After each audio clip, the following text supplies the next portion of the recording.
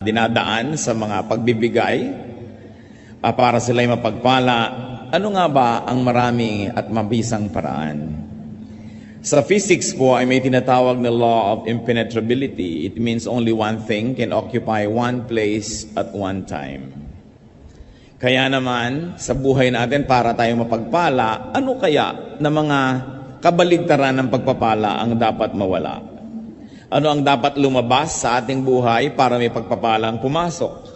Ano ang dapat na itigil at mahinto para magsimula ang pagdaloy ng pagpapala? Ang atin pong mensahe, pinamagatan nating 7 steps for a blessed life. 7 dapat itigil at ang pagpapala ay dumaloy o kaya magsimulang dumaloy ng lubusan. Salamat po sa kalayaan naming sumamba sa inyo sa sandaling ito. Salamat sa ligaya na ibinibigay ng pagsamba. Salamat sa mga awit at sayaw, sa tugtog. Salamat sa tinatamasa naming kalusugan, Panginoon. Sa paglapit namin sa iyo, patuloy kaming nagpapalinis. Humihingi kami na linisin niyo kami ng iyong dugo. Ilapit mo sa amin, Panginoon, ang iyong liwanag. At nasa ganon, ay matapunan ng liwanag ang aming mga kadiliman. Buksan niyo po ang aming isip. Bigyan niyo po kami ng pusong mapagpakumbaba na handang makinig at sumunod sa inyo. At nawa ang salita niyo, Panginoon, ay mag-ugat, yumabong, mamulaklak, magbunga sa aming buhay. Ang gusto po namin, Panginoon, makipagniig sa inyo. Kasihan niyo po kami sa aming pagsamba. Buksan ang aming tainga na marinigan yung mga katuruan at ang aming puso upang sumunod dito. Nawa, Panginoon, kami magkaroon ng kapayapaan kung sino man ang maaring ginugulo, binabagabag ng iba't ibang mga alalahanin. Humihingi kami ng kapayapaan na sa inyo lang maaring magmula. At nawa, walang maging kaagaw sa aming pansin ang inyong salita. Gamitin niyo po ang inyong hamak na lingkod na tungtungan ng inyong paa. Nais po namin kayong itaas. Nais po namin, Panginoong, tunghayan ang inyong mukha. Nais namin humawak sa inyong kamay. At nang maakay niyo kami sa tamang landas, turuan niyo po kami. Kayo pong maging tunay na tagapagsalita. Gamitin niyo lamang po ang inyong lingkod. At sa inyong pangalan at sa inyong likuran nagtatago ang inyong lingkod. At ang lahat ng mga kahinaan at mga kamalian at kakulangan, punuan niyo po. At nawa, pagpalain niyo ang lahat sa amin ngayon. Lumakad nawa ang iyong espiritu sa aming kalagitnaan. At kami, Panginoon, ay bigyan niyo ng isang bagong lakas, isang bagong karunungan, isang bagong pag-asa. Sa ngalan ng Panginoong Hesus, itinataboy namin ang anumang masasamang espiritu at binibigo ang mga balak ng anumang masasamang tao sa aming paligid. At ang aming Panginoong hinihingi ang inyong pagtatanggol. I-adya niyo po kami sa gawa ng masasama.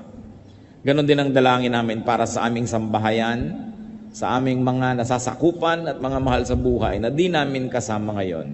Nawa kayo rin pong mag-ingat sa kanila. Nawa ang kapayapaan niyo'y maghari sa aming puso at ang salita niyo matanim na parang mabuting binhi. Hinihiling namin na inyong presensya at kami nananalig na inyong ibibigay ang hinihiling namin. Sapagkat ito ay aming Panginoong hinihiling sa pangalan ng iyong anak, ang aming tagapagligtas na si Jesus. 7 steps for a blessed life. Sabi po sa Jeremiah 7 verses 5 and 7, if you really change your ways and your actions, then I will let you live in this place. Isang kondisyon ay binigay ng Panginoon sa mga tao. Kung talagang magbabagong loob kayo, papalitan ninyo ang inyong mga pamamaraan, hahayaan ko kayong manahan sa lugar na ito.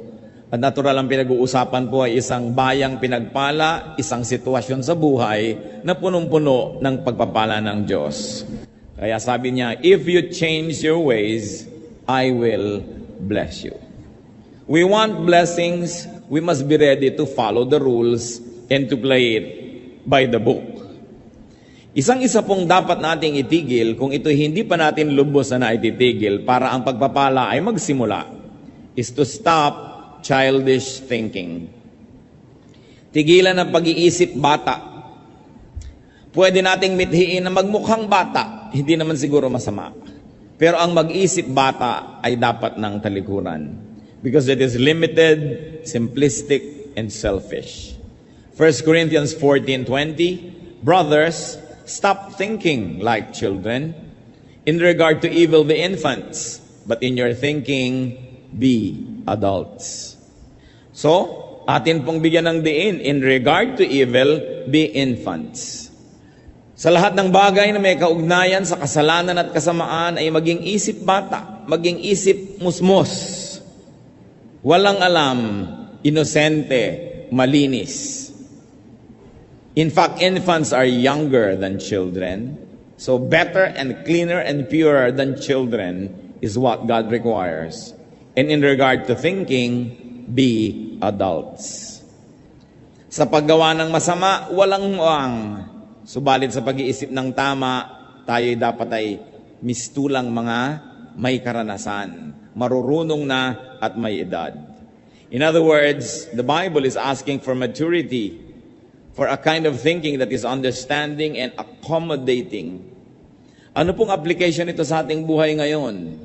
Tayo po ba ay nag-iisip bata pa? Kung minsan ay marami tayong mukha at anyo. Pagka ang kaharap mo itong grupo ng mga taong to, ikaw ay mature.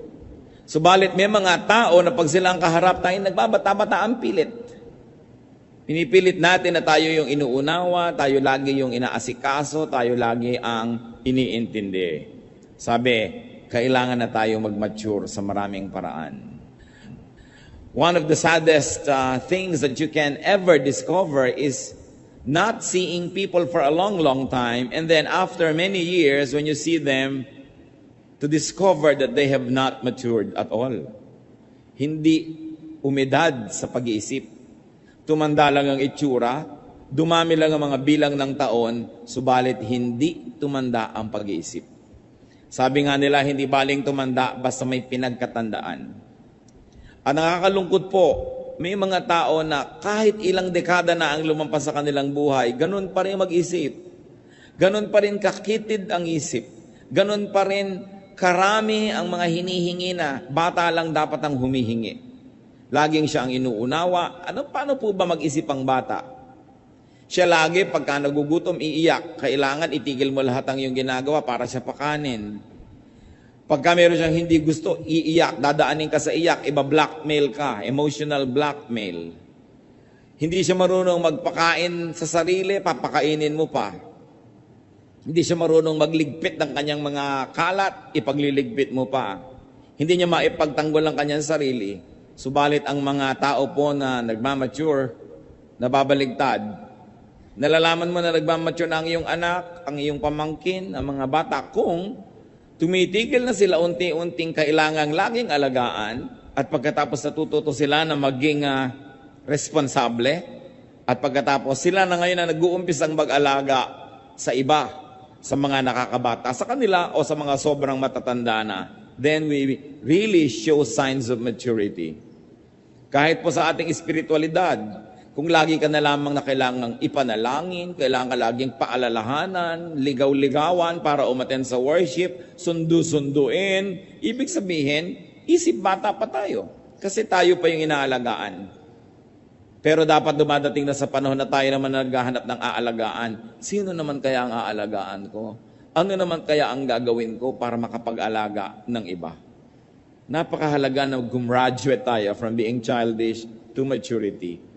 At ang ating dalangin sa Panginoon, bawat isa po tayo ay makapag-isip-isip, saang larangan ng buhay kaya ako immature? Sapagkat yung pong mga immature o isip bata, sila ang kahuli-hulihang nakakaalam na sila isip bata. Kaya kung sa palagay nyo po ay hindi kayo isip bata, baka tayo yung kandidatong mag-isip na isip bata tayo. Kaya siyasatin ang sarili. Isa pa pong dapat itigil is to stop ways that do not work. Tigilan ang ating mga pamamaraan na talagang nagasgas na pero hindi naman tumatalab. May mga pamamaraan tayo ng pakikitungo sa ating magulang, hindi naman tumatalab. Ganon din pakikitungo sa asawa, sa anak. Mga pamamaraan at ng pamumuhay, pero wala namang epekto, hindi naman nagbubunga ng mga gusto natin, dapat nating palitan yan. Sa 1 Timothy 5:23, ano po ang payo ni Paul kay Timothy? Stop drinking only water and use a little wine because of your stomach and your frequent illnesses. Baka naman yung mahilig sa inyo maglasing, biglang ito ngayon ang inyong favorite verse. Hindi naman paglalasing ito, yung wine, yung table wine, nakasabay sa pagkain. Yung wine na ininom din ng Panginoon doon sa Lord's Supper. Hindi nakalalasing na inumin, kundi kasabay ng pagkain, lalong-lalo na doon sa Mediterranean area. Sabi ni Paul, alam mo na yung kaiinom mo lang ng tubig hindi tumatalab, yung sakit ng tiyan mo'y hindi gumagaling, ay tigilan mo ang pag-inom lang niyan at uminom ka ng kaunting wine at nang sa gayon ay gumaling ang iyong karamdaman. Sapagkat alam niya naman nung araw, ang mga tubig ay galing sa mga balon, galing sa kung saan-saan, maaaring may dalang sakit. At dahil itong mga missionary ay kung saan-saan umiinom, kung saan-saan nakakarating, maaaring kung ano-anong mga karamdaman ang natatanggap nitong katawan ni Timothy. Kaya sabi ni Paul, huwag na muna yan ang iyong inumin because obviously it doesn't work. Bagamat ang pinag-uusapan po dito is a purely medical issue, maaari tayong kumuha ng inspirasyon sa verse na ito para sabihin, ano ba ang mga iniinom kong dito matalab? Ano ba ang ginagawa ko sa buhay na hindi naman nagbubunga ng kanais-nais? Tumatala ba ang mga pagdadabog ko? Tumatala ba yung isang linggo kong hindi kakausapin ng asawa ko o lalo lang nainis, lalo lang kami nag-away? Tumatala ba ang aking psychology na ginagamit sa aking anak o baka hindi naman? Epektibo ba ang aking paraan? Sa kakuriputan ko ba, sa kadamutan at sa katinoan, yumaman na ako? Lumuwag na ba ang aking buhay o hindi naman? Baka kailangan palitan na yung paraan na yan. Kasi yung iba sa sobrang nilang kakuriputan, sa sobrang pag-iingat sa sarili at paglalaan sa kinabukasan, wala't wala rin naman, wala pang kaibigan, wala pang nagmamahal. At kung biglang nanigas at namatay, walang dadampot para man lang maglibing. So, epektibo ba ang ating paraan? Kung tayo po yung mga panganay na anak, epektibo ba ang paraan natin ng pagdodomina sa ating mga kapatid o lampas na kayo ng 20, 30 years old? Abay, tama na yan. Kasi kung kayo ay 18 at ang kapatid nyo ay 10, dapat lang na leader kayo kasi ang dami nyong alam na di niya alam. Pero kung 28 na kayo at siya ay 20, konti na lang ang alam nyo na di niya alam. At kung 38 na kayo at siya ay 30, pareho na lang kayo ng alam. Sa katunayan, kung 58 na kayo at siya ay 50, baka marami na kayong nalimot at mas marami na siyang alam.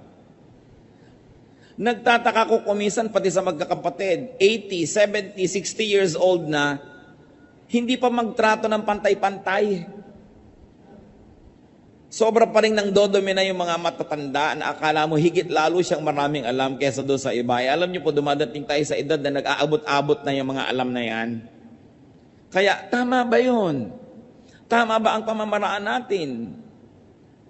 Kumisan yung pressure na ibinibigay ng magulang sa mga anak, tama ba? Does it work? Yung mga kahigpitan natin, tumatalab ba? O yung sobrang luwag natin, maganda bang nagiging bunga? Dapat po tayong laging magsuri kung ang ating mga pamamaraan ay mabisa. And we should learn from this principle. Sabi ni Paul, stop taking only A because it doesn't work. Take B. What else should we stop? Stop when you have to give way. Kung kailangan magparaya, kailangan magbigay daan, kailangan magbigay ng espasyo para sa iba, maaari natin yang gawin. Stop talking to give way to inspired speakers. Stop being a hindrance to blessing. Stop hugging the limelight if an anointed person must be given attention. Kung minsan po, laging gusto natin tayo ang nangingibabaw, tayo ang nangunguna, tayo ang merong last say, tayo ang lagi na lamang merong final authority, mag-isip-isip tayo. Sapagkat yung karunungan, yung kahusayan, yung inspirasyon, ay naglilipat-lipat yan kung minsan ng puso sa paglakad ng panahon. Walang isang tao na siya lang may franchise to wisdom. Kahit pa nga siya ang pinakamatanda, kahit pa nga siya ang pinakamarunong dati, o kahit pa nga siya ang pinakamaraming pera. Dapat marunong po tayo magbigay. Kahit nga sa ministry, sabi sa 1 Corinthians 14:29-33, 2 or 3 prophets should speak, and the other should weigh carefully what is said. And if a revelation comes to someone who is sitting down, the first speaker should stop. For you can all prophesy in turn, so that everyone may be instructed and encouraged. The spirits of prophets are subject to the control of prophets. For God is not a God of disorder, but of peace. Ito pong kontekstong pinag-uusapan, sapagkat marami noon ang mga propeta at maraming nagsasalita, kung minsan na hindi na magkamayaw sa pagsasalita, kani-kanya nasabay-sabay, wala nang nakikinig at wala nang pinakikinggan. Kaya ang sabi ni Paul, kung merong isa na nakaupo at hindi siya ang nagsasalita, subalit may dumating sa kanyang inspirasyon, hayaan siyang tumindig at magsalita, at yung nagsasalita ay tumigil muna at umupo at makinig. Ang dapat lahat ay magkaroon ng pagkakataon na marinig at makinig, at nang sa gayon ang lahat ay mapagpala. Hindi natin kailangang laging dinodomina mga usapan. Kadalasan sa mga pamilya, sa mga magkakaibigan, meron ang parang isang dominant figure. Dapat ba nating katandaan na at kamatayan na yung ganon? Lagi na lang siya ang masusunod, lagi na lang siya ang bida. Dapat din tayo mag-isip-isip. At kung tayo po ay merong ganitong uri ng otoridad sa ating mga pamilya, sa ating mga nasasakop, ay magbago-bago na rin tayo ng sistema. Makinig naman tayo sa iba. Magtanong-tanong naman tayo, gusto nyo ba ito ang gagawin natin? Kakain tayo sa isang restaurant, ano bang gusto nyong kainin? Hindi ako na lang lagi yung order, komo akong magbabayad. Tinuturuan po tayo na magbigay daan sa kapwa. Sapagkat ang bawat tao binibigyan ng Panginoon ng kakayahan, ng karunungan. At kung susupilin natin sila ng susupilin, lagi na lang isa ang susundin ng lahat, at hindi siya magbibigay daan, maraming buhay ang masasayang. Nabuhay, namatay, hindi man lang narinig ang tinig, hindi man lang nakapag-ambag ng karunungan, o kaya hindi man lang napagbigyan. And that is very unkind to do, not to give way to people. Kaya kung sino man po ang may positions of authority, positions of prominence, we've got to think about these things. Magbibigay-bigay naman ako. Hindi laging ako na lang. At pag nangyayari po ang maituturing sa biglang tingin na maliliit na bagay na ito, doon lamang natin makikita yung Espiritu ng Diyos na kumikilo sa ating buhay. Na yung pala, ang tunay na kadakilaan ay yung pagpaparaya. Na ang tunay na tayog ng isang pagkatao ay yung pagbibigay daan sa iba. Hindi laging tayo ng tayo. Kahit kung minsan sa magnobyo, kung nakagawian na laging si babae ang nasusunod, tau-tauhan na lang yung lalaki. O kaya yung lalaki ang nasusunod, anino na lang yung babae. Hindi ganyan ang pakikisalamuha at pakikitungo. Kailangan tayong maging makipagkapwa. Kaya napakaganda po ng salitang Tagalog dyan yung makipagkapwa, kapwa-tao. Ano ba yung tao? Yun ang kahulugan ng lahat ng nilikha ng Diyos na mabubuti at maganda sa atin. Hindi tayo hayop, tayo'y tao. At kung ikaw'y nakikipagkapwa-tao, yung respetong gusto mong tanggapin ay ibinibigay mo rin sa iba. Kung gusto mong tumatahimik sila pag ikay nagsasalita, ay tumatahimik ka rin. Pag nagsasalita sila, kahit mas bata sila, kahit mas mahirap sila, kahit mas mababa ang ranggo, dahil sila ay kapwa-tao. Pareho lang tayong may kaluluwa, may damdamin, may espiritu, parehong nilikha ng Diyos, parehong nalulungkot at natutuwa, parehong may mga pangarap at mga hangarin. At kung pagbibigyan po natin ng mga ganyan, lalo tayo halimbawang may mga kapangyarihan, mga amo, ikaw na lang may karapatang magkaroon ng sakit ng ulo. Ikaw na lang may karapatang magkaroon ng mood. Ikaw na lang ang may karapatan na magpahinga. Kaya nga po yung mga sensitive na mga amo o mga employers, sinasabihan din niya, maski household help o bining, pag may isang umaga na gumising kang napakasama ng pakiramdam mo o hilo ka o masakit ang ulo mo, sabihin mo. At pagtatrabahuhin pa rin kita. Ganon kaya yon? Di sabihin mo para makagawa kami ng paraan. Kung kailangan mong humiga, maghapon. Paminsan-minsang nangyayari, kailangan binibigyan natin ng pagkakataong maging kapwa-tao, yung tao. Kasi lalo sa atin po, napakahirap sa ating mga household staff. Hindi na sila makadaing. Maliban na lang siyempre nangingisay at naninigas at talagang emergency case na, yun, malalaman na ng employer. Pero kung basta medyo may konting nararamdaman, medyo nahihilo-hilo, malay pa ba natin, natatanong ba natin? Magbibigay daan tayo. Hindi laging tayo lang. Kung sa sanlibutan ay nangyayari ang ganyan, hindi marapat mangyari sa mga anak ng Diyos. Because we are a royal priesthood, a holy nation, a people who belong to God. Na dapat nakikita hanggang sa mumunti nating pakikitungo sa ating kapwa, yung tayog ng salita ng Diyos. Meron pa pong isang dapat tigilan, stop judging others. Tumigil tayo ng paghuhukom at paghuhusga sa kapwa, lalong-lalo at kakaiba ng ating paniniwala ang paniniwala nila, kakaiba ng ating mga pananaw at paninindigan ang sa kanila, dapat tigilan natin ang pagsabing mali sila at tayo lang ang tama. Dapat nating tigilan ang pagsabi sa mga taong sila ay naliligaw dahil lamang hindi tama, hindi landas natin ang kanilang sinusunod. Romans 14 verses 1 to 13, ito po tungkol sa paghuhusga ng mga Kristiyano sa kapwa Kristiyano sa mga issues ng buhay. Accept him whose faith is weak without passing judgment on disputable matters. One man's faith allows him to eat everything, but another man whose faith is weak eats only vegetables. The man who eats everything must not look down on him who does not, and the man who does not eat everything must not condemn the man who does, for God has accepted him. Who are you to judge someone else's servant? To his own master he stands or falls, and he will stand, for the Lord is able to make him stand. Ano pong unang binabanggit dito? Kasi meron mga tao na Hudyo ang kanilang pagiging background.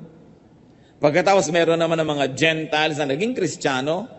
Alam niyo po yung mga Hudyo, maraming di kinakain. Ngayon, yung mga Gentiles, lahat ng gumagapang, lumilipad, tumatakbo, lumalangoy, kinakain. So, i-judge naman ng mga Gentiles yung mga Hudyo. Ang arte-arte nyo naman. Yan, ang dami-dami yung hindi makain. Samantalang pinalaya na tayo ng Panginoon, nakainin ang lahat. Yan namang mga Jews, i-judge nila yung mga Gentiles. Makasalanan kayo. Kumakain kayo ng palaka. Kumakain kayo ng mga hito.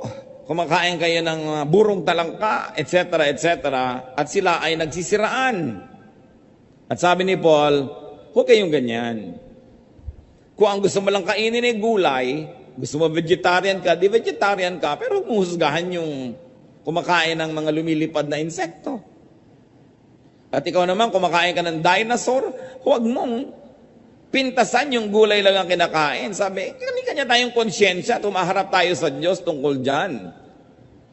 One man considers one day more sacred than another. Another man considers every day alike. Each one should be fully convinced in his own mind. So meron namang sobrang legalista kung kailan ang Sabat. Meron namang nagsasabi na, basta ang sabi ng Panginoon, 6 days of work must be broken by a 7th day of rest. Sa factory ako nagtatrabaho Tuesday ang off ko. Bakit ko ipipilit na maging Sabado yon? Matatagalan ako ng trabaho. Sabi naman nung nagpipilit na Sabado, di matagalan ka ng trabaho, magutom ka, pero sundin mo dapat ang Sabat, Sabado. Mag-aaway-aaway ngayon sila. Sabi ni Paul, may taong ang tingin niya sa isang araw na yun ang banal. Meron namang isa, ito ang banal. Di huwag kayong mag-away. Hayaan mo siya. Kasi lahat naman ng araw sa Diyos ay pareho. Siya naman ang lumikha ng lahat ng araw. At ang itinuturo po ng Biblia, on the seventh day you will rest. 6 days you shall labor, and on the seventh you rest. Mahalaga ba kung saan tumama yung 7? O ang mas mahalaga ay pinagpapahinga ka ng Diyos na walang 7 araw na tuloy-tuloy na pagtatrabaho? Magpapahinga ka. Kaya po ito'y pinag-aawayan ng maraming tao maging hanggang ngayon. Nalilimot nila itong sinasabi ni Paul dito na huwag kayong manghusga. Kung sa kanya yan ang banal, di yun ang banal. He who regards one day as special does so to the Lord. He who eats meat eats to the Lord, for he gives thanks to God. And he who abstains does so to the Lord and gives thanks to God. For none of us lives to himself alone, and none of us dies to himself alone. If we live to the Lord. And if we die to the Lord. So whether we live or die, we belong to the Lord. For this very reason, Christ died and returned to life, so that he might be the Lord of both the dead and the living. Then you, why do you judge your brother? Or why do you look down on your brother? For we will all stand before God's judgment seat. It is written, as surely as I live, says the Lord, every knee will bow before me, every tongue will confess to God. So then each of us will give an account of himself to God. Therefore, let us stop passing judgment on one another. Instead, make up your mind not to put any stumbling block or obstacle in your brother's way. So first of all, on dietary issues, sinabi, kanya-kanya yan. Sapagkat sa Old Testament, maraming regulasyon. Sa New Testament naman ay pinalaya ng Panginoon ng mga tao. Sabi niya, it's not important what gets into the mouth, but what gets out of it. So, alin ba dun sa dalawang susundin mo? Nasa iyong pananalig kasi hindi yun may kinalaman sa iyong kaligtasan. Meron naman on special day issues. Meron mga Kristiyano, aawayin yung mga gustong magsabit ng parol pag Pasko. O ba't ka naglalagay ng Christmas tree, pagan yan, evil yan? Wala akong kinalaman sa paganism nung araw, naglalagay lang ako ngayon, pampasaya. Parang nagdagdag lang ako ng ribbon sa aking damit o buhok, huwag mo sabihing evil to.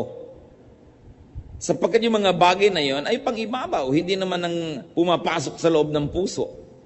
On feasting or fasting. Sabi, kung ikaw ay kain ng kain, nagpapasalamat ka naman sa Diyos at kinikilala mo sa Kanya galing yon, di, tinatanggap ka ng Panginoon. Gusto mo namang mag-ayuno at nagpapasalamat ka rin sa Diyos sa pag-ayuno mo, di, tinatanggap ka rin ng Panginoon kung ano ang konsyensya mo na hindi lumalabag sa salita ng Diyos. Kasi pareho naman yan na may makukuha kang verse na nagsusupport eh. Ibig sabihin, malawak yung pwedeng pagkilusan ng Kristiyano at pagkunan ng kanyang pagbabasihan ng kanyang ginagawa. Hindi katulad ng marami, naglalakad lang o na doon sa gitna ng kalsada na may puting linya, samantalang ang lapad-lapad ng kalsada. Merong mga Kristiyano, ganun eh. Ang lapad-lapad ng mundo, ang dami-daming pwedeng gawin, napakalimitado ng ginagawa sa sobrang pagiging bookish. While it is not wrong to walk in the center of the road, especially if it's a pedestrian road, but you can move to the left and to the right with God-given freedom. And those who would like to walk on the left side or the right side should not be judged by those who walk only in the center. Hindi tayo dapat na naghuhusga sa ating kapwa. Ang Panginoon hindi pa nanghuhusga. Hanggang ngayon, ang Panginoon ay tagapagligtas pa rin. Kailan pa siya magja-judge? Pagbalik pa niya. O kaya, pag tayo'y namatay, kung alin man doon ang mauna, pero habang buhay pa tayo, hindi pa tayo hinuhukuman. So bakit ngayon tayo maghuhukom at maghuhusga sa ating kapwa? Pagka meron siyang ginagawa, sabihin natin, God is not yet finished working on him or her. Hindi pa tapos ang Diyos sa kanya. Kaya mga iba, bakit nasa choir yan? Di ba meron pa yung ganito, ganong kasalanan? Hindi pa tapos ang Diyos. Kasi kung tapos na ang Diyos sa kanya, ting, mawawala na siya. Nandun na siya sa kabilang buhay. Hindi pa siya graduate. sa buhay na ito. Kaya sa halip na lagi nating sisilip-silipin ang mga kapintasan at kakulangan ng kapwa natin, ipanalangin natin sila, tulungan natin sila, at kung may konti tayong alam sa mabuti at magandang paraan, ituro natin sa kanila. Pero para husgahan sila dahil mas marami tayong alam, hindi yan ang dahilan kaya binibigyan tayo ng karunungan ng Diyos. Binibigyan tayo ng karunungan para higit tayong maging mahinahon, maunawain, matulungin, hindi para maging mapagmataas. Napakahalaga na hindi madapa ang kapwa dahil na-o-offend sila sa atin, nasisiraan ang loob dahil sa ating mga panghuhusga. We should stop measuring people only by our standards. Katulad din ng sinigang. Matabang ang sinigang mo. Sa ganyan ako magsigang Yan ang sinigang ko. Hindi yung ito ang sinigang dapat, ito dapat ang lasa ng ganito. Kasi kanya-kanyang pagluluto, kanya-kanyang nahiligan. Hindi naman moral issue yan para pagtalunan. Kaya dapat marunong din po tayong magbigay ng daan sa ating kapwa. Ba't natin pinag-uusapan ng ganito mga bagay? Sapagkat itong mga bagay na ito ang napapabayaan ng maraming Kristiyano. Sa ulo ang lahat ng Ten Commandments, ang lahat ng doktrina sa buhay. Pero sa ganitong mga bagay, tayo nadadapa at nagkukulang. Ano pang dapat nating tigilan para ang buhay natin ay mapagpala? Stop grumbling. God has constantly taught against grumbling.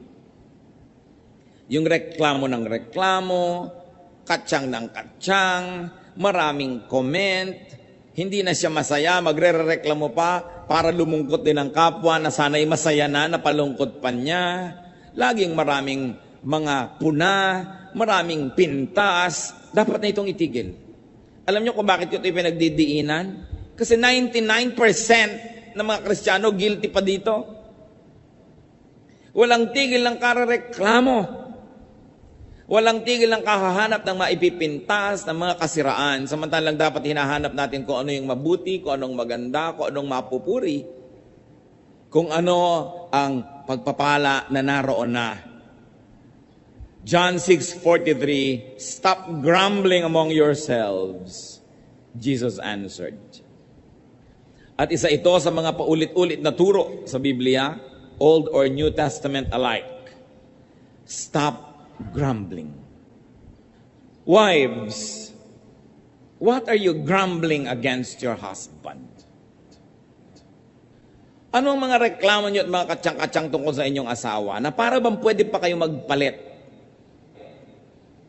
Habang nagre-reklamo ka ng nagre-reklamo, yung reklamo mo lalong lumalaki, lalong lumalalim, lalong tumitibay, kaya lalong nagkakaroon ka ng dahilan para magreklamo. Samantalang habang pinupuri mo ang iyong asawa, yung mga kapuri-puring bagay sa kanya, lalo namang tumitibay, lalong lumilinaw, kaya lalo mo siyang namamahal at nababawasan ang iyong pagrereklamo. Very seldom that husbands are grumbling against their wives among themselves. But it's more often that wives among themselves are grumbling against their husbands. Kaya napaka-importante na mabae ka man o lalaki, husband or wife, anak ka, grumbling against your parents, at hindi ka maghanap ng maipupuri at maipagpapasalamat.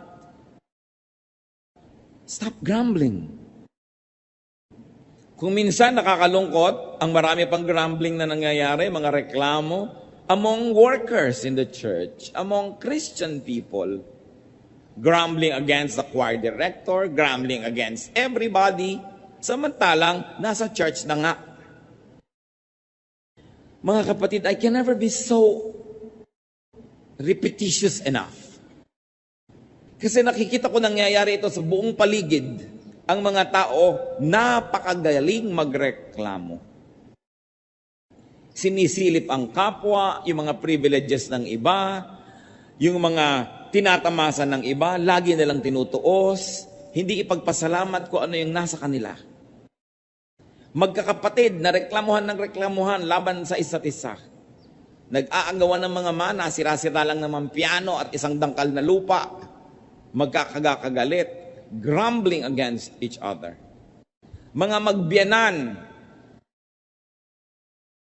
yung mga manugang na walang ginawa kundi pag-usapan yung kanilang biyanang babae at Chismisin at reklamuhan ng reklamuhan ang mga kanyalang mga kapwa. Alam nyo, meron akong 2 kilalang babae na talaga namang huwaran. Pwede natin ipagpagawa ng monumento kung paano umibig sa kanilang biyanan. At hindi si Ruth yun, matagal na siyang yumao. Mga babaeng nandito ngayon sa ating kapaligiran na talaga namang pag silang nakakausap mo, parang dapat lahat ng tao magkabiyanan. Pero natitiyak ko na ang mga biyanan nun may kakulangan din. Pero dahil nagpasya sila na mahalin ang kanilang mga biyanan. Alam nyo yan ay pagpapasya. If you decide, every little aspect of your life will follow the grand design and the big decision. But if you have decided on the other side, then every little act and thought that comes into your life will follow that direction of grumbling. Yun pong mga hindi na natin mapapalitan na karakter ng buhay natin. Magpasya na tayong mahalin sila. Sapagkat pag pinagpasyahan natin yan, madali nang sumunod ang maliliit na detalye ng ating buhay. Kung meron naman po tayong mga valid complaints, talagang dapat, anong dapat gawin? Di pag-usapan. At kung talagang humahanap po tayo ng solusyon sa ating mga reklamo, hindi natin sinasabi ang reklamo natin kung kani-kanino. Pumupunta tayo doon sa tao na itinuturing nating pinagmumulan ng suliranin, at tayo ay sa mahinahon na paraan humahanap ng solusyon. Kasama sila. So you don't talk about people, but you talk with these people. Then something positive will happen. Pwede po bang tandaan natin itong mabuti? Kasi nakakamalat na tong topic na to eh. Yung stop grumbling, yung stop talking about people but talk with people with whom you have a problem para malutas. Because when you talk about people, the problem will never be solved. And because walls have ears and potatoes have eyes, even corn has ears. Anong mangyayari? Makakarating sa pinag-uusapan nyo yung balita. Magsasalita din siya, makakarating sa inyo, lumala na ng lumala, samantalang hindi naman kayo nag-uusap. Ito isa na nating palitan na paraan. Napakalaki ng bigat na mawawala sa pasanin ng tao kung matututo na lang tayo na kausapin yung taong sa palagay natin ay may kinalaman sa suliranin, pero huwag siyang pag-usap-usapan. There's always a proper forum for everything at dapat may kaayusan. 1 Corinthians 14:40, but everything should be done in a fitting and orderly way. May isa pa pong dapat tayong tigilan. Stop doubting. Faith is everything. John 20:27. Then he said to Thomas, this is the Lord saying to Thomas, put your finger here, see my hands, reach out your hand and put it into my side. Stop doubting and believe. Mga kapatid, mag-isip tayo. Anong pangako ng Diyos ang pinagdududahan nyo? Anong salita ng Diyos na napakalinaw sa Biblia ang pinagdududahan nyo? Sabi ni Lord, stop doubting. Believe. Ang nangyayari sa ating buhay ay inuukit at binibigyan ng anyo at kulay ng ating pananampalataya. Ang maaari lang maganap ay yung lang pinaniniwalaan natin. Faith can extend or limit us. Kaya napakahalaga, panindigan ang mga pangako ng Diyos. Hindi ibinigay, hindi isinulat ang mga pangako ng Diyos para pagdudahan. Ibinigay yan para panindigan, panghawakan, sandalan, tindigan, para tayo magkaroon ng kapayapaan, katahimikan, kaayusan sa ating buhay. Ang lahat ng patuloy pa ring nerbyoso ay kulang ng pagtitiwala sa salita ng Diyos. Ang mga lagi pa rin na sinasakmal ng takot ay kulang ng pagtitiwala sa mga pangako ng Diyos. Ang mga takot na takot maghirap at baka walang makain, salat na salat sa pananalig sa sinabi ng Panginoong Jesus. Sabi niya, look at the birds of the air. They don't even plant, they don't harvest, but your heavenly Father feeds them. At kung ang mga ibon ay pinapakain, ang mga bulaklak ay dinadamitan, kayo pa kaya ang hindi alagaan ng Panginoon? Mga mabababaw na mga pananalig, sinabi ng Panginoon. Ano po ang inyong mga takot? Gusto kong pag-usapan natin yan eh. Ano mga takot natin? Sa palagay nyo ba, hindi mas malaki ang Diyos dyan sa takot na yan? Pero habang may mga takot tayo, nabubuhay tayo sa nerbiyos, sa pangamba, sa panghihina, ibig sabihin, mahina ang pananalig. Nagdududa sa salita ng Diyos na ito'y totoo, ito'y mapanghahawakan at magaganap nga. 2 Peter 3:9, the Lord is not slow in keeping His promise. Suyurin ang Biblia, halukayin, hanapin lahat ng pangako ng Diyos, panghawakan, memoryahin. Dapat pa bang i-memorize yan? Yes. Because when you memorize and commit to memory the promises of God, you will be able to pull out the right promise at the right moment and you will be strengthened. Ang ating pagkain ay ang salita ng Diyos. Hindi ba sabi ni Satanas kay Lord, kung talagang Diyos ka, gawin mo mga pagkain niya mga bato. Sabi niya, man does not live by bread alone, but by every word that comes from the mouth of God. Anong isa sa mga kahulugan niyan? Ang pagkain natin ay ang salita ng Diyos. Nanghihina ka, physically, kakain ka ng pagkain, iinom ka ng mga vitamins, iinom ka ng mga herbs, at kung ano-ano pa, para ka lumakas. Spiritually, nanghihina ka, ang pagkain mo ay salita ng Diyos. Ano? Ang kanyang mga pangako. Ay, maaalala ko yung pangako na yun ng Diyos. Kakainin ko ngayon yung pangako na yun. Malakas na ako kasi kumain ako ng tama kong kainin. Kaya yung panghihina, isa lang po yan na sintomas na tayo'y mahina sa pananampalataya. Ang mga anak ng Diyos ay victorious because God is victorious. Malalakas ang loob dahil kakampi natin ng Diyos. Masisigasig, hindi lalampalampa, hindi hihina-hina. It is the devil who comes to steal, to kill, and to destroy. But Jesus says, I have come that you may have life and have it to the full. A full life. Don't just exist. Get a life, a full life. At kailangang panghawakan natin literally ang mga pangako ng Diyos. Pag sinabing ganon, gawin. Pag sinabing tigil, tigil. Pag sinabing go, go. Pag sinabing this is my promise, claim it. Nothing happens to people who do not believe. Kahit sa mga imbensyon, nakaka-imbento yung mga tao na naniniwala sa kanilang magagawa. Kahit yung mga unang mga taong tumawid sa dagat Pasipiko, nung kauna-unahang mga panahon, naniwala silang magagawa nila yon. Yung umakyat niya sa mga Mount Everest, naniwala silang magagawa nila. Pero yung mga, naku, hindi pwede yan, mahirap yan. Mahirap yan, talagang walang nararating.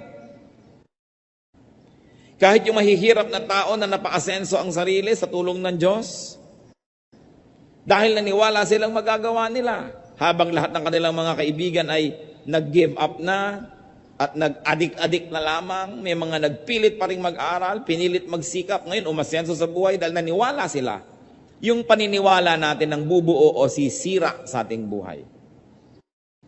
Kaya kailangang paniwalaan. Pati po ang ating mga anak, kung naniniwala tayong sila'y mahusay, naniniwala tayong marami silang magagawa, nagiging mahusay at maraming ang nagagawa. Pero pag naririnig kayong, yung anak ko na yan, bubing yan eh. Walang pag-asa. Ganyan lang. Nagiging ganun ang performance nila. Kasi sila man na nawawala ng pananalig sa sarili. Kasi sinira na natin ang loob. At kung may isa pa tayong dapat pag-usapan ngayon, na dapat tigilan, stop sinning. Remember the law of impenetrability. Only one thing occupies one place at one time. So anybody who sins has no space for holiness. And if there's no space for holiness, there's no space for God.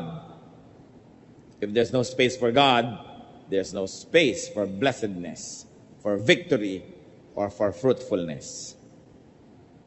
2 Corinthians 5:17. If anyone is in Christ, he is a new creation. The old has gone. The new has come.